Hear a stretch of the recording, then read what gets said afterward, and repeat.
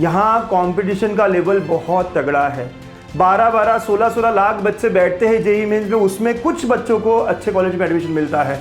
MHT सीटी में भी 7-7.5 लाख बच्चे, अगर पीसीएम पीसीबी मिलाकर कहे तो इतने सारे बच्चे बैठते हैं और उनमें से कुछ ही बच्चों को अच्छे कॉलेज मिलता है। यहाँ खास बात क्या है, देखो 11th और 12th दोनों को इक्वल वेटेज है, 50-50 वेटेज होता है। 11th में जितना पोर्शन है वो भी पूरा के पूरा पूछा जाएगा, इक्वली पूछा जाएगा, और 12th में तो दोनों साल कड़ी मेहनत करनी होगी, राइट। यहाँ स्पीड वाला गेम है।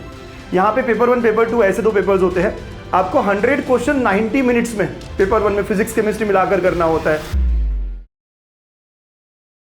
हेलो बच्चों, वेलकम टू एनीतंक। क्या हाल चाल बच्चों? क्लास 10th खत्म हो गया, रिजल्ट भी बहुत शानदार आया है। कॉन्ग्रेचुलेशंस मेरे प्यारे प्यारे बच्चों, मचाया है आप सब बच्चों ने।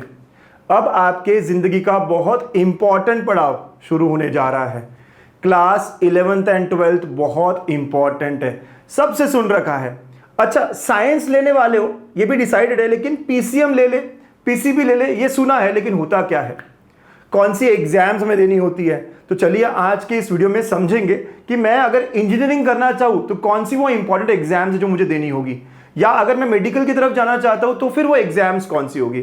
सारी बातों को आज इस वीडियो में समझते हैं। ये वीडियो टारगेट किया है 2028 जो यहाँ पे 11th में जा रहे हैं उन बच्चों के लिए, ठीक है। तो बच्चों सबसे पहली बात अपने दिमाग में रजिस्टर कर लो कि class 10th over.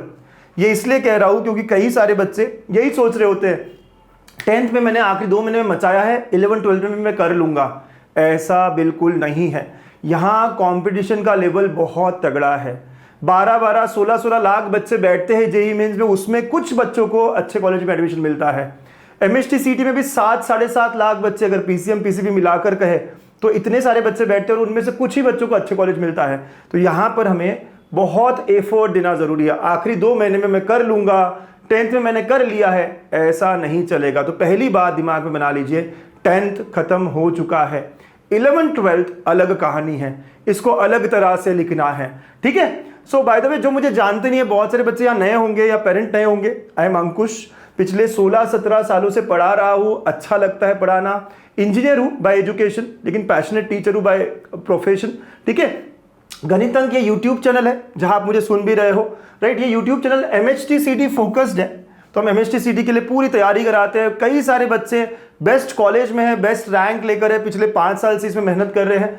Class 11th और 12th के बोर्ड के लिए भी पूरा मेहनत करवाते हैं आपसे और अच्छा स्कोर करवाते हैं, राइट। एडमिशन काउंसलिंग, इंजीनियरिंग के अराउंड एक्सपर्टी है हमारी, राइट। तो ये सारी चीजें मैं करवाता हूँ, और इसीलिए आज समझते हैं कि इंजीनियरिंग अगर आपको करनी हो तो विचार दी एग्जाम्स टू फोकस ऑन।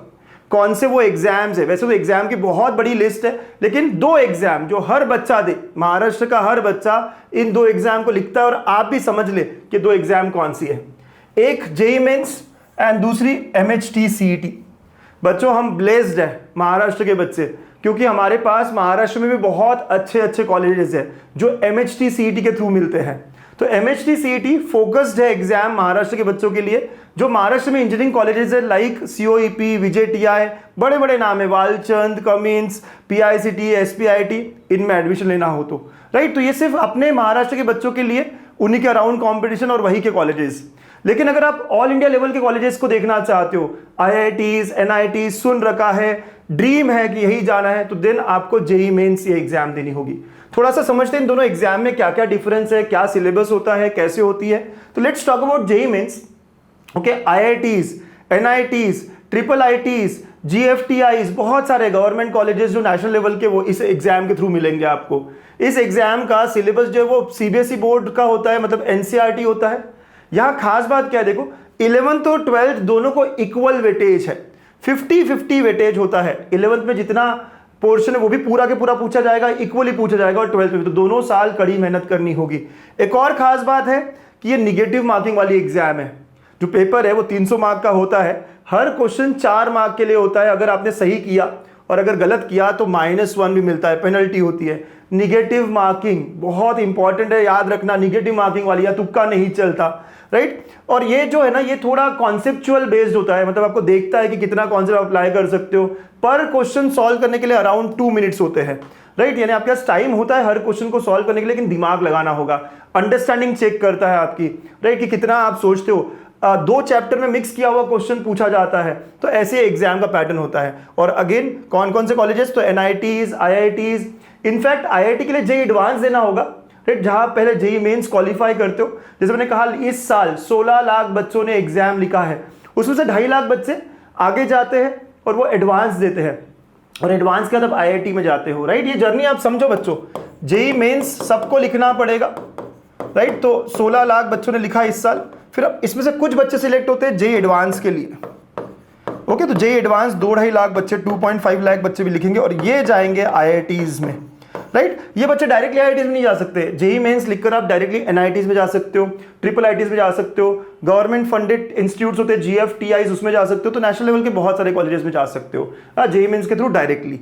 लेकिन जेई एडवांस नहीं होगी अगर आप IIT का सपना देख रहे हो, IIT अगर आपका ड्रीम है, ठीक है, अंडरस्टूड। तो जेई मेंस के बारे में बात समझ गए हो, राइट। निगेटिव मार्किंग वाली बात भी आपको याद रहेगी। अब बात करते हैं CET को लेकर। MHT CET रिलेटिवली आसान एग्जाम मानी जाती है, हमारे महाराष्ट्र के बच्चों को ही अलाउड है, मतलब एग्जाम हर कोई दे सकता है, लेकिन महाराष्ट्र के बच्चों को फायदा है यहाँ पर, बिकॉज कॉलेजेस में महाराष्ट्र के बच्चों को प्रायोरिटी दी जाएगी और सारे कॉलेजेस महाराष्ट्र के अंदर के ही है।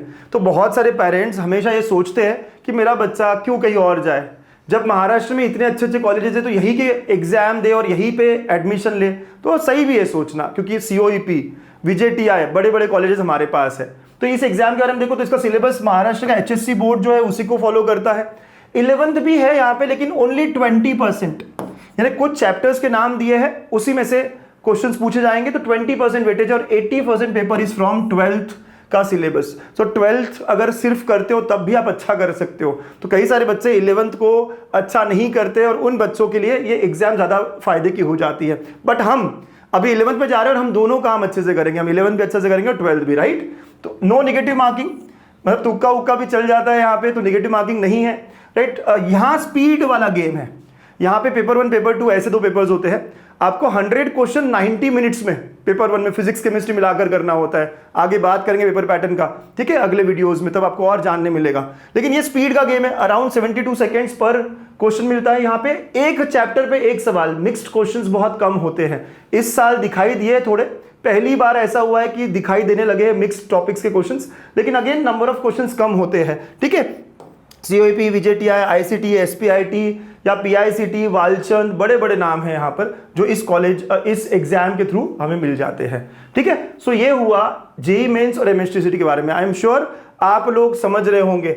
आप लोग मुझे कमेंट करके जरूर बताना कि अगर आप 2028 के बैच के बच्चे हो, क्या टारगेट कर रहे हो, जेई मेंस या MHT CET। दोनों ही अच्छे एग्जाम है और आप सबको दोनों एग्जाम देनी ही है, लेकिन एक प्राइमरी टारगेट क्या है, फोकस क्या है, ये जरूरी है बनाना। यहाँ से सर मैं दोनों कर लूंगा तो हो जाएगा ना, मैं ये करता हूं तो वो अच्छे से हो जाएगा ना, ऐसा नहीं है। You have to focus. हाँ, अगर आप जेई मेंस बहुत अच्छा कर रहे हो तो MHT CET अच्छा हो जाएगा, लेकिन आप जेई मेंस कर रहे हो और वो भी अच्छा नहीं हो रहा तो MHT CET भी बुरा हो सकता है, ठीक है। तो इट्स इंपॉर्टेंट टू अंडरस्टैंड कि एक एग्जाम में मचाना जरूरी है, ठीक है। आप अभी से थोड़ा फोकस करो, समझो कि मैं कौन सी एग्जाम की तरफ टारगेट करना चाहता हूं। जो बच्चे PCB के बारे में बात कर रहे हैं, सर मुझे ना PCB लेना है, मुझे मैथ से डर लगता है, मैं बायो की तरफ जाना चाहता हूं, तो देन आप शायद मेडिकल फील्ड यानी डॉक्टर बनना चाहते हो या फार्मेसी की तरफ जाना चाहते हो, राइट। तो अगर आप डॉक्टर बनना चाहते हो, राइट, तो नीट एग्जाम है, एक एग्जाम नीट जो सारे पूरे नेशन के एग्जाम जो कॉलेजेस है उसके अंदर पार्टिसिपेट करते हैं, ठीक है। पैटर्न अगेन 180 फिजिक्स के क्वेश्चंस, 180 केमिस्ट्री के क्वेश्चंस एंड 360 बायो के क्वेश्चंस। सो PCB 720 मार्क्स का ये एग्जाम होता है, ठीक है। हर साल मई के फर्स्ट वीक में एग्जाम होता है, मोस्टली 5 मई को एग्जाम होता है, ठीक है। आप जानते हो या आप जानोगे आगे धीरे धीरे कि नीट एग्जाम जो है हमेशा मई में होता है और सारे डॉक्टर्स जो बनते हैं वो इसी एग्जाम को देकर होते हैं।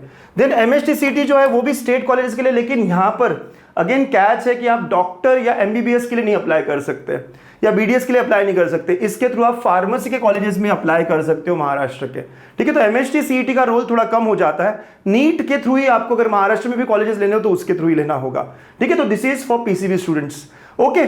सो बच्चा लोग अगेन थोड़ा डिसाइड करो, थोड़ा समझो कि आप किस डायरेक्शन में जाना चाहते हो। क्या आपको मैथ्स पसंद है, क्या आपको बायो पसंद है, थोड़ा सा एनालाइज करना होगा क्योंकि चॉइसेस बहुत सारे हैं, बट हमें एक सिलेक्ट करना जरूरी है ताकि हम स्टार्ट करें, अर्ली स्टार्ट करें और बाकियों के कंपैरिजन में आगे बढ़े। It's very important to start early मेरे बच्चों। कंपटीशन बहुत तगड़ा होता है, सबको बीट करना है तो अभी से मेहनत करना होगा, 11th पर भी फोकस करना होगा, 12th पे भी फोकस करना होगा। और मैं बता दूं गणित अंक आपको हमेशा सपोर्ट करता रहेगा, आपके साथ रहेगा। कोई क्वेरी हो, कोई जानकारी हो, कई सारे पेरेंट्स हमें रोज कॉल कर रहे हैं, आप भी कर सकते हो। ये नंबर है हमारा, ये ईमेल आईडी है, कॉल ईमेल अस, राइट। हम हमेशा आपके साथ होंगे, गणित अंक और अंकुश सर आखिर तक आपके साथ होंगे। All the best, bye bye, take care.